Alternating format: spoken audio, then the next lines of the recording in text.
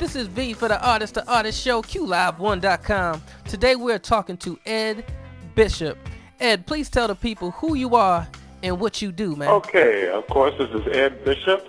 I'm a producing artistic director of a company called American Theater Project, which started in Washington, D.C. in the mid-'80s.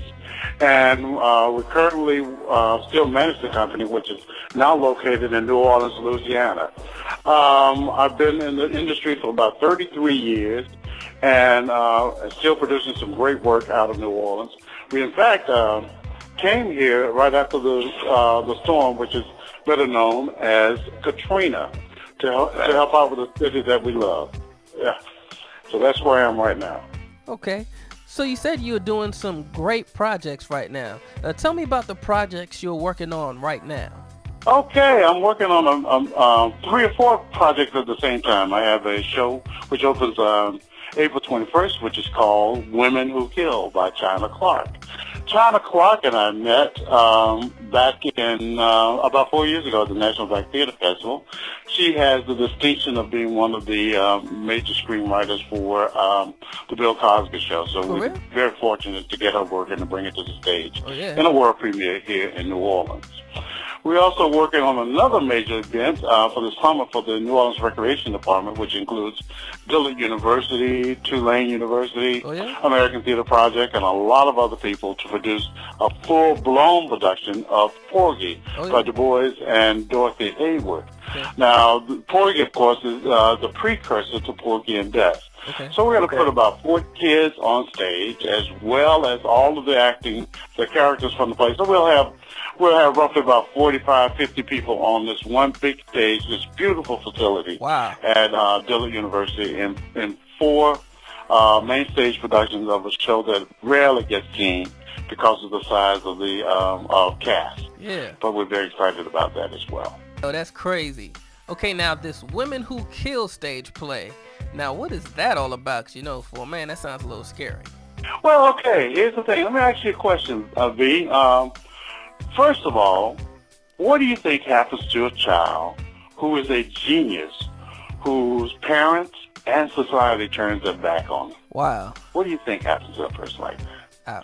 Does that genius just stop, or will they continue to be genius? And where will they channel all of that energy, that innate ability to be as gifted as they are? Good point. So this is the bottom line of that story.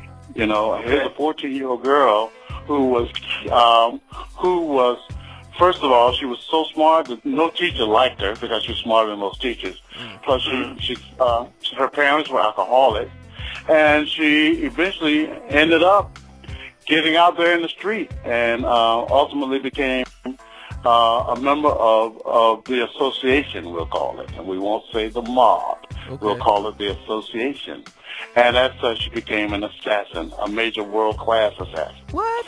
But in the middle of this story, she takes the city hostage because they've accused her daughter of doing something that her daughter hadn't done. Wow. But the centerpiece of the work is how the education system can destroy young people and send them down a path.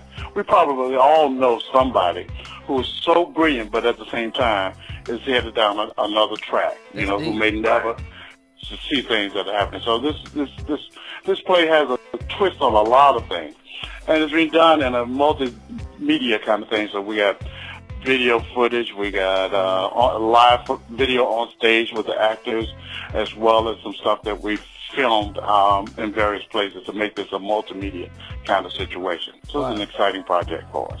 Wow, I want to see that. So where can somebody who's in New Orleans come see that play? Okay, the show is going to be at the Shadow Box Theater here in New Orleans, which is an off-Broadway type theater facility. It's one of the hottest new facilities in New Orleans. It is located on a famous corridor between Treme, which everybody knows from the television show, and Marigny, which is another major community in New Orleans. And it's 2400 St. Claude Avenue. We open April 21st and run through May 7th. And Thursday, Friday, and Saturday are the shows. Okay. Now, as you probably know, we have another gigantic event that happens right around this show, the time the show happens. So if you happen to be in New Orleans and you're here for the Jazz Fest, one of the things that happens is on the weekends of the Jazz Fest, we will be giving half-price tickets to anybody that shows us a ticket from the Jazz Fest and wants to see some good theater. Wow. So we got a bargain there. So you can spend the whole day with some jazz and then come see a great show at night. Oh, yeah. So you heard that. If you're going down for the New Orleans Jazz Festival, check out Women Who Kill. It's actually a play. Down there in New Orleans for half price when you show your New Orleans Jazz Festival tickets. You can't beat that. Right now, we're going to take a break for station identification and the whatnot. But when we come back, we're going to talk more with Ed Bishop on the things that he's doing. And we're going to listen to some soul music. This is V, Artist to Artist, QLive1.com.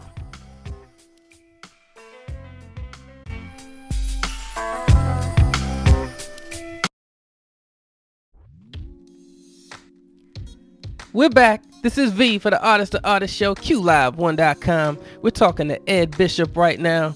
Ed, all the way down in New Orleans, you gotta tell me, how did you get started in this theater business?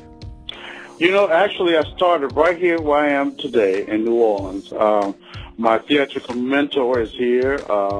That's John O'Neill from a very famous theater company called Free Southern Theater, which was one of the major theaters during the Civil Rights Movement. Oh, yeah? I'm a graduate of Tougaloo College and did a very special program because of my interest in theater with Brown University. So I did 2 years at Tougaloo, 2 years at Brown, and attained a degree and began my theatrical career. Okay. After leaving New Orleans, of course, I went east to see what was going on there.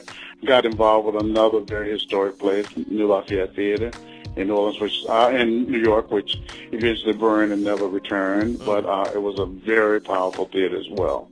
So I've been involved in not just professional theater, but community activist kind of theater. One of the things that I've realized that theater has to be able to be important to the community. It has to be able to help make change in the community.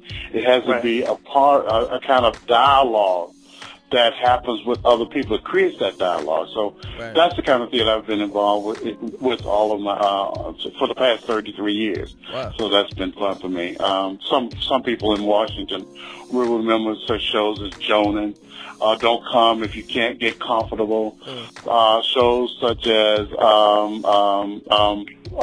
Night with Moms Mabley. All of these were great shows, but at the same time, they were not just for entertainment. They were also about getting information out and making things happen. Right. So we've been on that page with American Theater Project. Now this is our 20th season, you know, but we are a traveling troupe that gets around the country and do things, and we hire people from in the cities that we're working in. So it gets to be it's a unique opportunity to get into some professional theater. All right. And now all you theater people, all you budding actors, you hear what Ed is saying. Now, Ed, could you tell the people what's the name of your troupe again? American Theater Project. You can catch us on the web at atpno.org. That's our web address. And you get to see what we're doing, what we've been doing, our history, and everything about how to catch up with us and that kind of stuff. We'll be back to Washington. We're taking Women Who Kill, hopefully, to the National Black Theater Festival. And then we hope to get a booking in Washington for at least 2 or 3 weeks and then move on to New York with the show. Oh, so y'all moving, and y'all moving a lot. Okay, now what advice would you give someone who wants to be an actor or a director in this theater business or this community activism type theater that you're going and you're doing right now with the troupe? The most important thing, first of all, is to believe in yourself. You have a sense of confidence, self-confidence, and self-awareness of self. To be in this industry, you've got to be tenacious. You got to work extremely hard, and you've got to be able to understand that in this industry, more than any other, people say no very quickly. Right. So you have to be able to understand rejection and deal with that as just a part of life. Ultimately, it's about training, and it's about being open to the world. I think the greatest artists do not live inside of a box. You know, it's just, you just can't be an artist and live in a box. Right. You got to be able to see the trees. You got to be able to see the leaves on the trees. You got to Right. be able to see the forest. And you got to be able to see the mountain behind the forest. And then by doing that, you get you're constantly in a reality check when you are a working artist. Wow. Regardless of whether it's music, theater, or whatever. Because unless we can connect with the people that we get putting this art out to, then we're not doing our job. Right. You know, so those are the basic things right there. Be committed to work and do a bang up great job. All right, that's great advice. Now, could you tell the people and reiterate to them how to reach you and when your next show is? Very good. The next show is Women Who Kill by China Clark. It opens in New Orleans on April 21st and runs to May 7th at the Shadowbox Theater, which is located at 2400 St. Claude Avenue in historic New Orleans. Our website is atpno.org,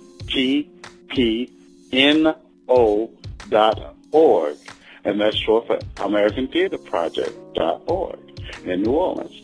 So you check out our website. You can also email us from the website to get more information about where we are going and where we're going to be. Our tour this year for this particular show includes taking Women Who Kill to National Black Theater Festival, then heading to Washington, and then on to New York. And of course, right behind our opening here of Women Who Kill, we come right back with a gigantic major summer production called Porgy, based on Porgy and Bess, and that will do our summer tour for us. Okay. All right, you heard it. Definitely check out the website. Definitely check out what they have to offer. And if you're in New Orleans for around the Jazz Festival, the end of April into May, you got to check out Women Who Kill. Ominous name, interesting story, great concept. All right, Ed, it's been a pleasure talking to you today. I wish you nothing but success as always. Right now, we're going to get back to more soul music. This is V for the Artist to Artist Show, QLive1.com.